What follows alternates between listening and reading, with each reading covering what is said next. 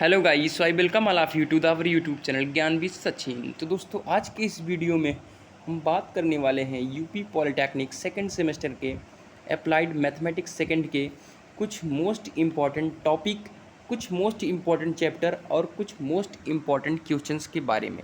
ठीक है फ्रेंड्स, आपका एग्ज़ाम बहुत ही करीब है। कुछ 10 से 15 दिनों के बाद ही आपका एग्ज़ाम कंडक्ट होना है और पहला जो पेपर होगा वो मैथमेटिक्स का ही होगा। तो अगर आपने अभी से भी कुछ शुरुआत नहीं करी है तो ये वीडियो सिर्फ आपके लिए ही बन रहा है। तो बने रहिए वीडियो में अंत तक।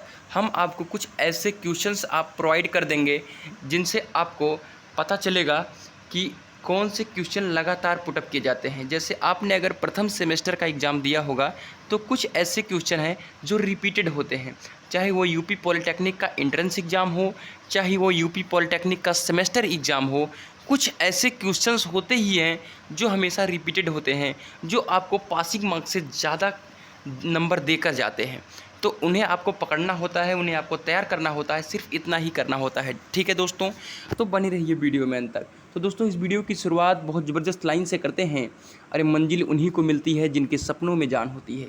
अरे मंजिल उन्हीं को मिलती है जिनके सपनों में जान होती है। अरे पंख से कुछ नहीं होता साहब, बस हौसलों से ही उड़ान होती है। पंख से कुछ नहीं होता साहब, बस हौसलों से ही उड़ान होती है। तो और एक इम्पॉर्टेंट बात आपको हम बता दें कि हम आपको अपना नंबर प्रोवाइड कर देंगे। ऐसे कोई प्रॉब्लम आती है कि कौन से क्वेश्चन ज़्यादा पूछे जाते हैं, उनकी एक लिस्ट हम आपको प्रोवाइड कर देंगे व्हाट्सएप पर। तो आप हमें व्हाट्सएप करके अप्लाइड मैथमेटिक्स करके तो हम आपको वो लिस्ट भेज देंगे। ठीक है फ्रेंड्स, तो चलते हैं अपनी वीडियो की शुरुआत करते हैं और आपको बताते हैं कि क्या कैसे है। आगे बढ़िए। तो हम अपनी विषय सूची के ऊपर आ गए हैं। तो विषय सूची में अगर हम देखें तो पार्ट 1 में जो इंटीग्रेशन है वहाँ पर इंटीग्रेशन और इंटीग्रेशन बाय सब्स्टिट्यूशन, ये दोनों बहुत ही हल्के हल्के चैप्टर हैं। इन्हें आप 2 से 3 घंटे के अंदर अच्छे से मेंटेन कर सकते हैं अगर आपने पहले से कुछ पढ़ा है या आप इसके बारे में कुछ बेसिक जानकारी रखते हैं। इसके साथ ही कुछ इम्पॉर्टेंट फैक्ट अगर हम बता दें मैथमेटिक्स का, तो आपको फार्मूला एकदम तैयार कर लेना है, क्योंकि अगर आपको फार्मूला नहीं तैयार है तो दोस्तों आप कुछ नहीं कर पाएंगे। क्योंकि क्या होता है, कुछ ऐसे क्वेश्चन होते हैं जिन्हें आपको देखकर माइंडसेट में ऐसे बन जाता है कि ये फार्मूला अगर पता होता तो इसे हम कुछ आगे तक ले जाते और उस स्टेप मार्किंग में 2-3 नंबर और हासिल कर पाते आप। तो आप लोगों को यही सजेस्ट करूँगा मैं कि आप फार्मूला अपने आप में मेंटेन कर लें। पहले आप फार्मूला ही मेंटेन कीजिए, 1 दिन से 2 दिन में प्रैक्टिस करेंगे तो आपको फार्मूला अच्छी तरीके से तैयार हो जाएगा। आगे बढ़िए और हम बात करते हैं जो इंटीग्रेशन का सबसे टफेस्ट क्वेश्चन बनता है वो खंडशः समाकलन और आंशिक भिन्न द्वारा समाकलन, या तो डिफिनिट इंटीग्रेशन जो आगे हम बात करेंगे वहाँ से बनता है। तो खंडशः समाकलन और आंशिक भिन्न द्वारा समाकलन एक ज़बरदस्त क्वेश्चन आपको निकल कर देखने को मिलेगा। 5 नंबर में मिलेगा और एक 2 नंबर में और एक 2 नंबर में। ऐसे करके अगर खंडशः समाकलन से बड़ा क्वेश्चन दिया है तो इंटीग्रेशन आंशिक भिन्न द्वारा समाकलन में एक छोटा क्वेश्चन देखने को मिलेगा। और अगर इससे आंशिक भिन्न द्वारा समाकलन से एक बड़ा क्वेश्चन देखने को मिला है तो खंडशः समाकलन से एक छोटा क्वेश्चन आपको देखने को मिलेगा। लेकिन इन दोनों चैप्टर से एक बढ़िया क्वेश्चन आपको निकल कर देखने को मिलते हैं। इतने ज़्यादा टफ नहीं रहते जिनसे आपको दिक्कत होगी, आप उसे ईजिली सॉल्व कर ले जाएंगे, बस आपकी प्रैक्टिस थोड़ा होनी चाहिए। आगे बढ़ते हैं। अब हम बात करते हैं कुछ विशिष्ट समाकलन के बारे में। यहाँ पर फार्मूला बेस्ड क्वेश्चन होते हैं कि आपको 5 से 7 फार्मूले हैं जिन्हें आपको प्रिपेयर कर लेना है, जिनसे आपको ऐसे कुछ भी दिया होगा उन्हें आप फार्मूले में कन्वर्ट कर लेंगे। उसको देखने के बाद इजीली वो कन्वर्ट हो जाता है। सपोज करिए दिया रहेगा इंटीग्रेशन ऑफ 1/√a² - x², तो ऐसे आप कन्वर्ट कर लेंगे 1/5² - x²। तो यहाँ पर साइन इनवर्स x/a+c, मतलब ऐसे ही आपका सिंपल सा निकल कर आएगा आंसर। तो यहाँ से भी कभी कभी 5 नंबर के क्वेश्चन पूछे जाते हैं, जो कि पिछले लगातार 2 सालों से ऐसे पूछा जा रहा है। ठीक है फ्रेंड्स, आगे बढ़ते हैं। अपने पार्ट 2 के बारे में आते हैं। यहाँ से प्रॉपर्टीज़ बेस्ड एक क्वेश्चन आता है जो कि बहुत ही टफ़ होता है। बहुत ही टफ़ तो नहीं कहेंगे, लेकिन अगर आपने प्रैक्टिस नहीं किया है तो आपको थोड़ी प्रॉब्लम होगी उस क्वेश्चन को सॉल्व करने में। वो है निश्चित समाकलन। ठीक है फ्रेंड्स, तो निश्चित समाकलन में 1 नंबर या 2 नंबर में एक छोटा क्वेश्चन पूछ लेता है और एक लॉन्ग क्वेश्चन 5 नंबर में पूछता है, जो कि आपको सॉल्व करने में थोड़ी सी कठिनाई हो सकती है अगर आपने पढ़ाई नहीं करी है तो इसे आप ज़रूर ध्यान में रखिएगा।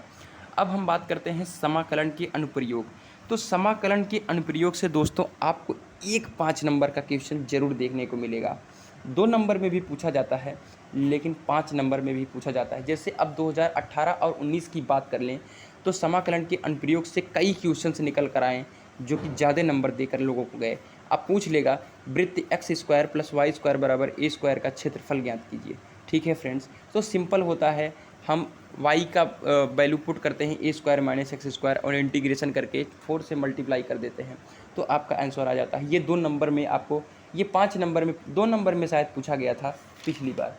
ठीक है फ्रेंड्स, अब दे देगा कि परवलय वाई स्क्वायर बराबर 4ax की शीर्ष लंब से नाभिलंबी जीवा तक चाप की लंबाई याद करो। तो बहुत ही इजी होता है।